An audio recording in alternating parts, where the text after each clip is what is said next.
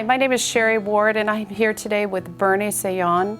He is an Auschwitz survivor and actually survived the most horrific conditions. He's 92 years old, and I'm so thankful to be able to interview him today, and it's an honor and a privilege to have you today, Bernie. Thank you. Thank you, too. One thing in the book that I noticed that I was fascinated about when I was reading your story is that your dad and you were so close, and that he gave you some advice when you went to the concentration camp. Can you talk about that? Gave me the advice when we arrived in Auschwitz.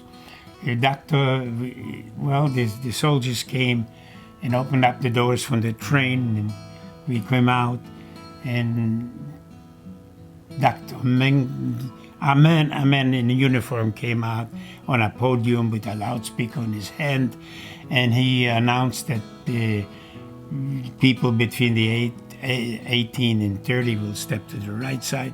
Under 30, we will step to the left side.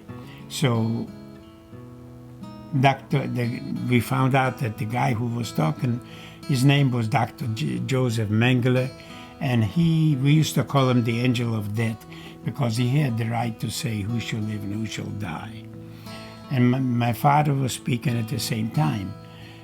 He said, listen up, you see what was going on here, how we were treated, so let's try to save ourselves any which way you can.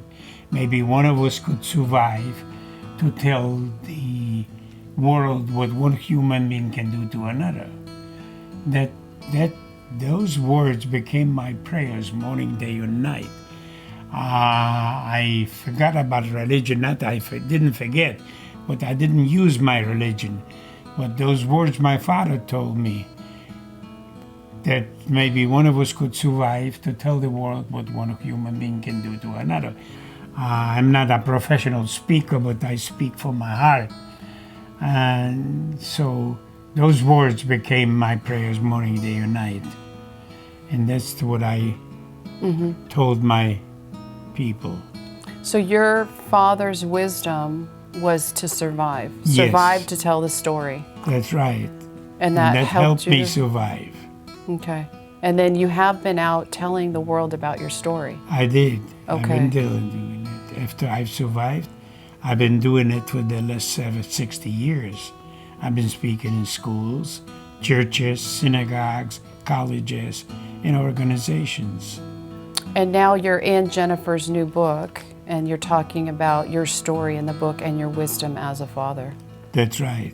So what is your wisdom that you would like to pass on to your sons and daughters? What is the most important thing, if you could summarize that for them? Well, I told my son and my daughter, I told my story, what I went through in the concentration camp.